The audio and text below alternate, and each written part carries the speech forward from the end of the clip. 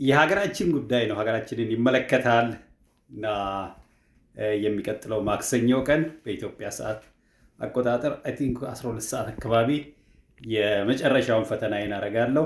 ይህም የፒኤችዲ ኤግዛም ነው የሚሆነው እና ዋና ትኩረቱም ደግሞ የኢትዮጵያውያን ባለፉት 10 ዓመታት ለኢትዮጵያ መሪዎች የነበራቸው ግምት እንዴት ነው፣ የኢትዮጵያ መሪዎች የህዝቡን ፍላጎት ምን ያህል አሟልተዋል የሚል ምርምር ነው ያደረኩት እና ይሄንን ይዤ እቀርባለሁ ህዝብ ፊት እና ልሰጣላችሁ ነው።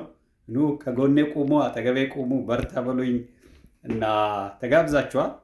በተለይ ፒኤችዲ መማር ትፈልጉ ምናልባት የተወሰነ ነገር ከኔ ልትማሩ ትችላላችሁ። ኢንዘሚን ታይም ደግሞ ስለ ኢትዮጵያም ደግሞ ኢትዮጵያውያን የኢትዮጵያ መሪዎችን እንዴት ያዩዋቸዋል የሚል በ10 ዓመት ጊዜ የተሰራ 2 የተለያየ ሰርቬይ አለ። እሱን ነው የማቀርበውና እንዳያመልጣችሁ ተናግሬያለሁ።